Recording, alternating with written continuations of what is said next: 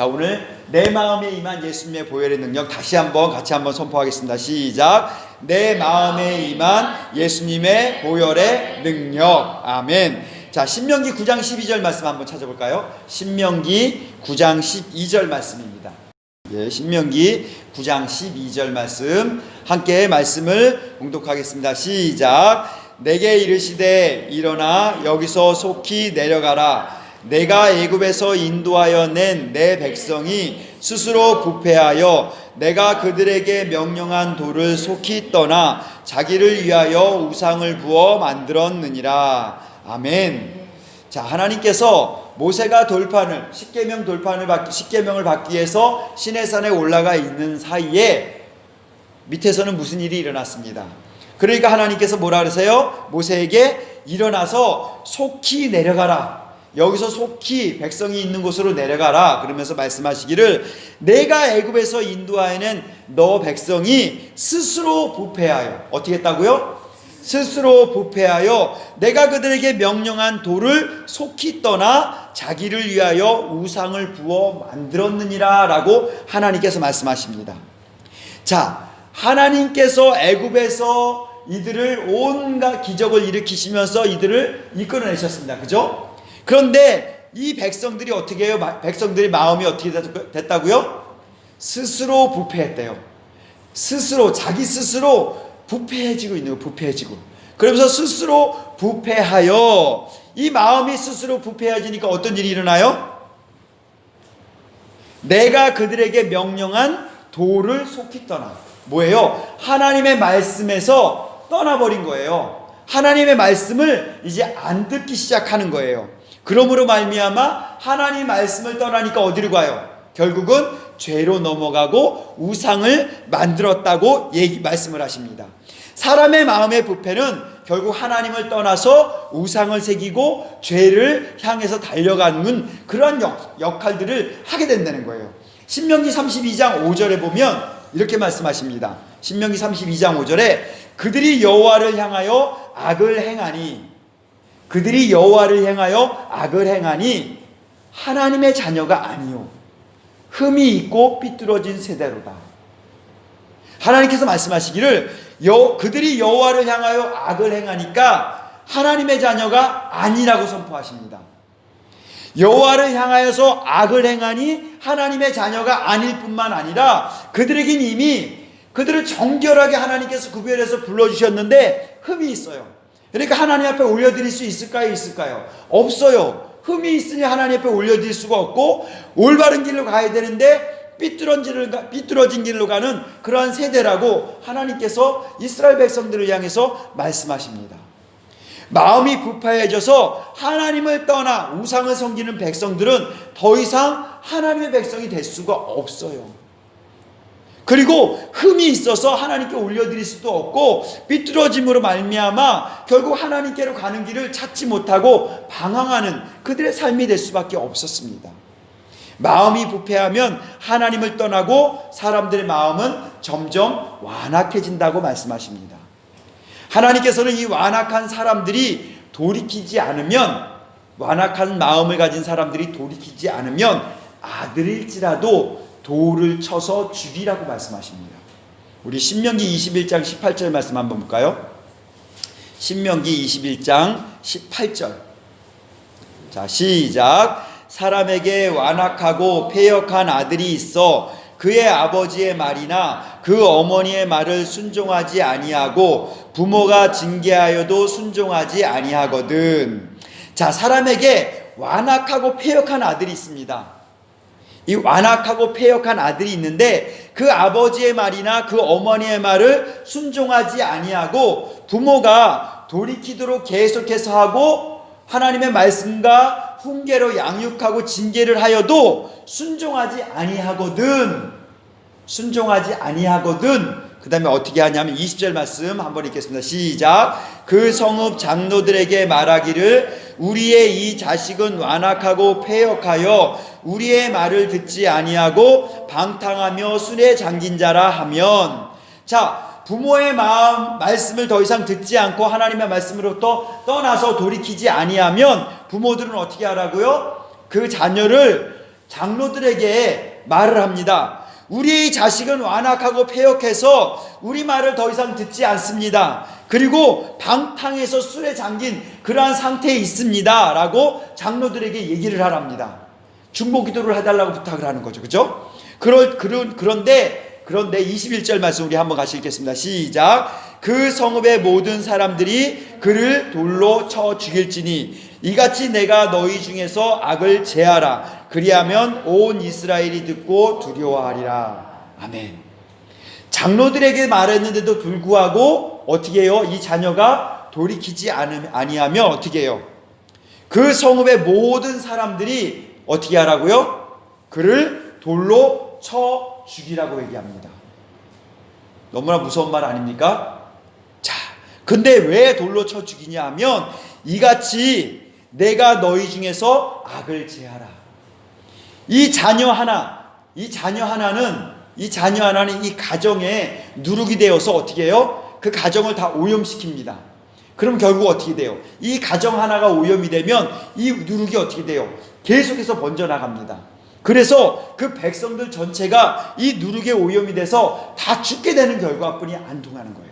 그러니까 어떻게 해요? 이 누룩을 제거를 하라는 거 말씀이십니다. 우리 안에, 우리 마음 가운데 이렇게 완악하고 부패한 마음이 있으면 이 완악하고 부패한 마음들을 마치 암덩어리를 떼내듯이 수술해서 끄집어내야 돼요. 잘라내버려야 돼요. 그런데 그렇지 못하고 이것을 그냥 두면 이 암은 계속해서 순식간에 퍼져버릴 수밖에 없습니다. 예수님께서도 사람의 이런 완악함으로 말미암아 하나님의 말씀의 명령이 기록됐다라고 그렇게 말씀하십니다. 마가복음 10장 5절에 예수님께서 이렇게 말씀하십니다. 예수께서 그들에게 이르시되 너희 마음이 완악함으로 말미암아, 어떤 것으로 말미암아? 너희의 마음이 완악함으로 말미암아 이 명령을 기록하였다라고 말씀하십니다. 하나님의 명령이 우리의 완악함 때문에 기록될 수밖에 없는 그러한 상황이 됐다는 거예요. 거기에 로마서 2장 5절에는 이렇게 말씀하십니다. 다만 내 고집과 회개하지 아니한 마음을 따라, 너의 고집과 회개하지 아니한 마음을 따라 진노의 날, 곧 하나님의 의로운 심판이 나타나는 그날에 이 말 진노를 내게 쌓는도다 라고 바울은 얘기합니다. 무슨 말씀이냐요? 너의 고집, 회개하지 아니하려는 너의 이 완악한 마음, 이 마음은 결국 어떻게 해요? 회개하지 않음으로 말미암아 계속해서 죄가 쌓이겠죠. 계속해서 죄가 쌓인다는 건 뭐예요? 마지막 하나님 앞에 심판대에 갔을 때 이 죄가 계속 쌓이는 것들이 계속 멈춰지지 않는 거예요. 그런데 내가 회개를 하면 이 죄가 더 이상 쌓이지 않잖아요. 그러니까 하나님께서 지금 말씀하시는 거예요. 내 고집과 회개하지 아니하는 마음 때문에 마지막 때에 임할 진노를 너가 지금 계속해서 더 쌓고 있다 라고 말씀하십니다. 우리의 마음의 완악함은 바로 이렇습니다. 그러므로 우리는 하나님께 구해야 돼요. 이 완악한 마음이, 이 돌같이 굳은 마음이 제거되게 해달라고. 우리에게 하나님 새 영을 주시고, 하나님 우리에게 이 돌같은 마음을 제거하시고 살처럼 부드러운 마음을 주시옵소서 라고 하나님께 구해야 됩니다. 에스겔 11장 19절 우리 말씀도 암송했지 않습니까? 내가 그들에게 한 마음을 주고 그 속에 새 영을 주며 그 속에서 그 몸에서 돌같은 마음을 제거하고 살처럼 부드러운 마음을 주리라 하나님께서 말씀하시잖아요. 그런데 왜 우리는 안 구하고 있을까요? 우리의 마음이 너무나 굳어져 있고 우리의 눈이 가려져 있어서 하나님 앞에 구할 생각조차도 못합니다. 우리 마음속에서 하나님께서 이렇게 약속해 주셨음에도 불구하고 우리는 구할 마음조차도 갖지 못하는 그러한 너무나 완악한 그런 상태에 우리가 있다라는 거예요. 우리가 바로 그런 상태에 있는 자라는 것들을 우리는 봐야 돼요. 우리의 마음을. 아, 내 마음이 이런 완악한 상태에 있구나, 내가 이러한 상태에 있구나 라는 것들을 깨닫고 하나님께 우리의 돌같은 마음을 제거하여 주시옵소서. 그리고 하나님 부드러운 마음을 주셔서 하나님 내가 하나님 앞에 회개함으로 더 부드러운 마음으로 하나님 앞에 순종할 수 있는 그러한 은혜를 주옵소서 라고 간구해야 됩니다. 그럴 때 우리에게 하나님께서 부드러운 마음을 주세요. 하나님께서 우리에게 부드러운 마음을 주시면 어떤 일이 일어나냐면 우리가 죄를 짓잖아요. 그러면 우리 마음속에서 경고등이 울립니다. 그런 것이 실제 일어났어요. 사무엘상 24장 5절에 다윗이 사울에게 계속 쫓겨다니고 있었잖아요. 근데 어느 굴에 사울이 혼자 들어왔어요. 근데 마침 그곳에 누가 있었어요? 다윗과 부하들이 있었잖아요. 그리고 어떻게 했어요? 죽이자고 막 그러잖아요. 그런데 어떻게 해요? 다윗의 마음은 일단은 그 옷 한 자락만 조금 찢어냅니다. 그런데 사무엘상 24장 5절에 뭐라고 하냐면 그 옷을 찢어내고 조금만 떼어냈을 때 그리한 후에 사울의 옷자락 뱀으로 말미암아 다윗의 마음이 찔려라고 얘기합니다. 마음이 찔렸어요. 하나님께서 분명히 뭐라 그랬어요? 하나님의 기름 부은 자를 해치지 말라고 말씀하셨습니다. 그 마음이 다윗 마음 가운데 딱 들어온 거예요. 그래서 이 옷자락 조금 베어낸 것만으로도 마음에 막 찔린 거예요. 만약에 마음에 찔림이 없었다면 이 옷자락을 딱 베놓고서 괜찮네 하면서 어떻게 했을지 몰라요? 사울을 그 자리에서 죽일 수도 있었습니다. 그리고 다윗은 왕이 됐을 수도 있어요. 근데 그러면 그렇게 왕이 됐다면 어떻게 됐겠습니까? 온전한 왕국이 하나님의 뜻이 이루어지지 못하는 그런 왕국이 있을 수도 있습니다. 하나님의 뜻이 이루어지지 못할 수도 있어요. 그런데 하나님께서 다윗에게 부드러운 마음을 주셔서 그 마음 가운데 어떻게 해요? 마음의 찔림을 허락하셨어요. 그래서 그 옷자락 벤 것도 찔림을 받아서 그가 회개하는 그런 모습을 봅니다. 우리 가운데도 하나님께서는 부드러운 마음을 주실 때 우리가 어떤 죄 가운데 들으면 우리 마음 가운데 찔림이 생겨요. 그러면 그 찔림으로 말미암아 어떻게 돼요? 우리가 바로 하나님 앞에 엎드릴 수 있는 그런 은혜를 받게 되는 겁니다. 그러면 어떻게 돼요? 우리가 마지막 심판 때 죄를 쌓는 행위들이 안 이루어지는 거예요. 죄가 점점 없어지는 거죠. 그럼 마지막 심판 때 하나님 앞에 할렐루야 주님 나 여기 왔습니다. 아버지 하나님 나 여기 왔습니다 라고 주님을 찬양하면서 아버지 앞으로 갈 수 있겠죠. 아멘. 자, 다윗이 왕이 돼서도 마찬가지였습니다. 다윗이 왕이 되었을 때 다윗이 왕이 됨으로 어떻게 됐어요? 이스라엘이 엄청 부강해졌잖아요. 하나님이 함께 하심으로 말미암아 여호와가 함께 하심으로 말미암아 다윗의 왕국은 이스라엘은 아주 부강한 거기 아주 어떻게 보면 최강국이 되었을지도 모릅니다. 그런데 다윗의 마음이 어떻게 했어요? 이 강국이 되다 보니까 마음이 교만함이 들었습니다. 그래서 뭘 시켰어요? 인구조사를 시켰어요. 자, 인구조사를 시키고 나서 다 돌다 보니까 다윗의 마음 가운데 뭔가 아닌 것 같은 거예요. 그래서 사무엘상 24장 10절에 이렇게 다윗은 고백합니다. 다윗이 백성을 조사한 후에 그의 마음에 자책하고 그의 마음 가운데 내가 잘못했구나. 내가 이거 왜 이랬지? 내가 왜 이렇게 했지? 하면서 자기 마음을 자책을 했습니다. 마음에 찔림이 온 거죠. 그리고서 거기서 멈춘 게 아니라 자책하고 다윗이 여호와께 아뢰되 어떻게 했다고요? 하나님 앞으로 달려갔어요. 하나님 앞에 아뢰되 하나님 내가 이 일을 행함으로 큰 죄를 범하였나이다 하면서 하나님 앞에 죄를 자백합니다. 여호와여 이제 간구하옵나오니 종의 죄를 사하여 주옵소서. 내가 심히 미련하게 행하였나이다 하면서 하나님 앞에 나아가 회개하는 그런 은혜를 하나님께서 허락하시고 왜 그렇게 됐을까요? 다윗의 마음 가운데 부드러운 마음이 계속해서 이루어지고 있었기 때문에 자책에 그치는 게 아니라 하나님 앞에 회개할 수 있는 이러한 마음, 그 마음 속에 계속해서 죄를 지을 때 경고등이 계속 울리는 거예요. 하나님께서 우리에게 부드러운 마음을 주실 때 우리 마음과도 동일하게 이 경고등이 울려질 때 우리는 하나님 앞에 무릎 꿇고 회개하는 그러한 은혜까지 예수님을 축복합니다. 내가 이 일을 행함으로 큰 죄를 범하였나이다 했던 이 다윗의 이 고백처럼 우리는 하나님 앞에 나가야 돼요. 사람은 누구든지 실수할 수 있습니다. 누구나 범죄하게 돼 있습니다. 범죄 안 하는 사람은 하나도 없습니다. 그 죄가 많고 적고 그거 아무 의미 없어요. 죄가 있는 것 자체가 바로 지옥으로 달려가는 길이기 때문에 그것을 회개하지 않으면 죄가 많은 사람이든 죄가 적은 사람이든 똑같이 지옥 간다는 건 똑같다는 거예요. 그러므로 우리 마음이 부드러워져서 하나님 앞에 나아가 이 경고등이 울릴 때 하나님 내가 범죄하였습니다. 하나님 나를 용서하여 주옵소서 라고 끊임없이 하나님 앞에 나아가는 은혜가 있어야 된다는 거예요. 그러기에 우리는 이 완악한 마음들이 제거되어져요.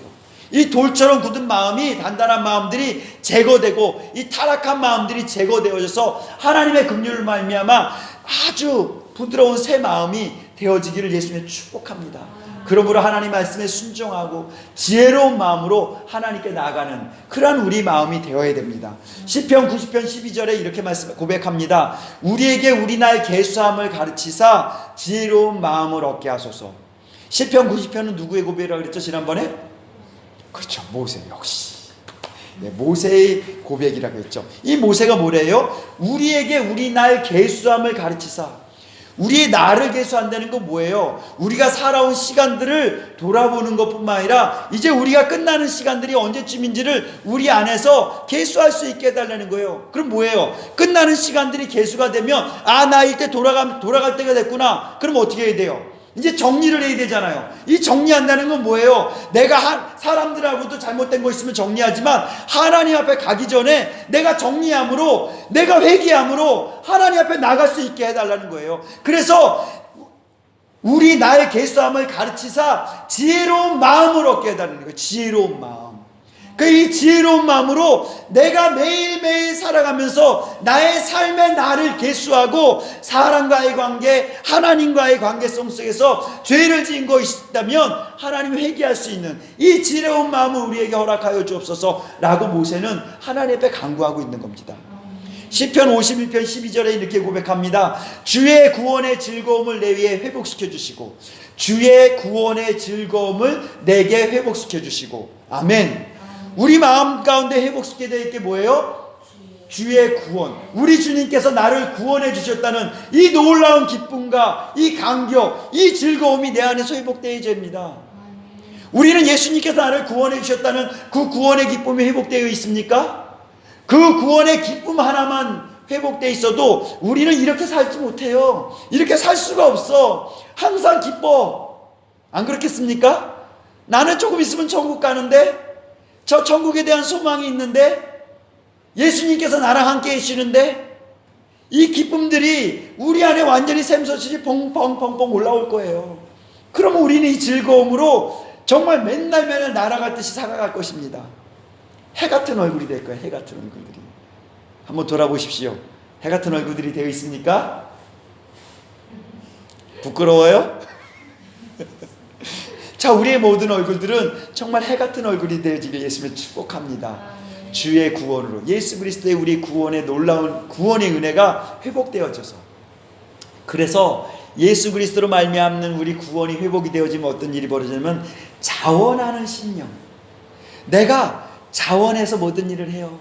누가 시켜서 하는 게 아니에요. 하나님 내가 이거 하겠습니다. 하나님 내가 이거 하고 싶습니다. 하나님 내가 이것도 하고 싶습니다 하면서 하나님 앞에 내가 이것도 하고 이것도 하면서 막 정말 기쁨으로 일들을 감당한다니까요. 근데 우리는 아직까지 그 구원의 은혜가 회복되지 못해서, 그래서 우리 먼저 해야 될 게 뭐예요? 구원의 은혜가 우리 가운데 회복이 돼야 돼요. 구원의 은혜가 없는 상태에서 우리가 하나님의 일을 한다고 하면 누구의 일이 될 수 있어요? 내 일이 될 수 있어요. 내 일이 되면 어떻게 돼요? 인본주의가 들어가고, 인본주의가 들어가면 뭐가 돼요? 결국 거기는 죄가 들어가요. 죄. 썩어요. 부패하고 말아요. 그러므로 말미암아 우리 마음 가운데 가장 먼저 내가 어떤 일을 하기보다는 내 안에 먼저 예수 그리스도의 그 구원의 기쁨이 회복되어져야 됩니다. 아멘.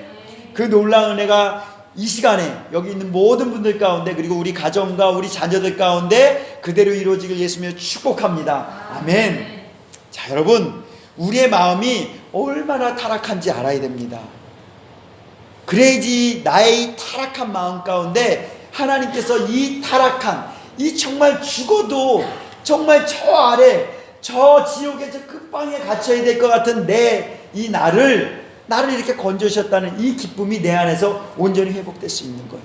그런데 우리가 왜 이걸 못 본다고요? 우리의 마음이 타락함으로, 돌처럼 단단한 굳은 마음 때문에 그렇다는 것을 우리가 알아야 됩니다. 우리의 마음이 얼마나 완악한지 제가 늘 말씀드리잖아요. 우리의 마음이 무덤덤해요. 무덤덤해. 하나님의 징계의 말씀, 경고의 말씀, 기쁨의 말씀, 회복의 말씀, 이런 것들이 선포가 돼도 우리 마음은 어때요? 그냥 무덤덤해요. 이게 얼마나 이게 저주인지 우리는 알아야 됩니다. 그러므로 우리의 이 무덤덤한 마음을 하나님 불쌍히 여겨주시옵소서. 하나님 긍휼히 여겨주시옵소서. 나에게 이 경고등을 하나님 켜주시옵소서 라고 우리는 기도해야 돼요. 우리 마음 가운데 완고하거나 이 냉담한 이러한 마음들이 제거되어져야 됩니다. 그래서 우리가 정말 하나님의 말씀이 들어올 때 기쁨의 말씀, 슬픔의 말씀, 위로의 말씀, 징계의 말씀, 이 모든 말씀들이 우리 안에서 희노애락으로 깨달아지고 하나님 앞에 하나님 나를 긍휼히 여겨주시옵소서라고 기도할 수 있는 그 은혜가 있길 예수님을 축복합니다. 근데 그 은혜는 이미 우리에게 주어졌어요. 무엇으로요? 예수님께서 십자가에서 피를 흘려주심으로 말미암아 이미 그 모든 은혜는 다 주셨습니다. 이제 그 은혜를 내가 취하기만 하면 됩니다. 어떻게 취합니까? 믿음으로 취하는 거죠. 그 믿음으로 취할 때 에스겔이 선포할 때 그 선포함으로 말미암아 이루어진 것처럼 우리도 입술로 선포할 때 그 일들이 이루어진다는 거예요. 오늘 우리가 선포했던 내 마음에 임한 예수님의 보혈의 능력, 오늘 이 말씀이 바로 그 말씀입니다. 오늘 이 말씀을 가지고 이 말씀 우리가 함께 선포함으로 하나님 내 마음에 이 타락한 마음들이 제거되어지게 하여 주시옵소서. 그리하여 이 부드러운 마음을 주시고 하나님 앞에 기쁨이 회복되고 하나님께 순종하는 그런 놀라운 은혜를 하나님 허락하여 주시옵소서. 하나님 지혜로운 마음을 내게 허락하여 주시옵소서. 함께 기도하며 선포하며 기도하는 시간 갖도록 하겠습니다. 우리 한번 같이 선포하겠습니다. 내 마음에 예수님의 보혈이 임해야 됩니다. 아멘. 그러므로 저 파란색 글씨는 우리 3번 선포하고 검정색 글씨 한번 같이 선포하겠습니다. 함께 고백하겠습니다. 시작. 내 마음에 임한 예수님의 보혈의 능력, 내 마음에 임한 예수님의 보혈의 능력, 내 마음에 임한 예수님의 보혈의 능력. 1번 타락한 마음 또는 돌처럼 단단한 마음이 아니라 긍휼히 여기는 부드러운 새 마음이 될 것입니다. 2번 할례받은 부드러운 마음, 내가 죄를 범할 때마다 경고하는 마음이 될 것입니다. 3번 열정적으로 따르며 순종하는 자원하는 마음이 될 것입니다. 4번 어리석음과 미혹으로 묶인 마음이 아니라 지혜로운 마음이 될 것입니다. 아멘. 자, 혹시나 기도하면서 기도가 안 되면 내 마음에 임한 예수님의 보혈의 능력, 내 마음에 임한 예수님의 보혈의 능력 하면서 내 마음에 예수님의 보혈이 계속 임한 걸로 선포하십시오. 그리고 그것이 마음에 들어지면 그 다음에 이 1, 2, 3번을 1, 2, 3, 4번을 계속 고백하십시오. 그러면서 내 마음에 이 예수님의 보혈이 오늘 임해야 됩니다. 아멘. 그래서 내 타락한 이 완고한 마음들이 다 제거되기를 예수님의 축복합니다. 기도하겠습니다. 하나님 아버지 감사합니다. 오늘 우리 마음 가운데 예수님의 보혈의 능력이 임하게 하여 주심을 감사합니다. 우리 모든 심령들 가운데 바로 예수님의 보혈의 능력이 임하였음을 선포합니다. 하나님 아버지 이 보혈의 능력으로 이제 우리가 이 타락하고 완고한 마음들이 제거되어지고 하나님 앞에 부드러운 마음으로 순종하며 하나님 앞에 나아가는 하나님의 자녀들이 되어지도록 하나님 축복합니다. 하나님 복을 내려 주시옵소서. 감사를 드립니다. 예수님의 이름으로 기도하였습니다. 아멘. 하늘에 계신 우리 아버지여, 이름이 거룩히 여김을 받으시오며 나라가 임하시오며 뜻이 하늘에서 이루어진 것 같이 땅에서도 이루어지이다. 오늘날 우리에게 일용할 양식을 주옵시고 우리가 우리에게 죄 지은 자를 사하여 준 것 같이 우리의 죄를 사하여 주시옵고 우리를 시험에 들게 하지 마시옵고 다만 악에서 구하옵소서. 나라와 권세와 영광이 아버지께 영원히 있사옵나이다. 아멘.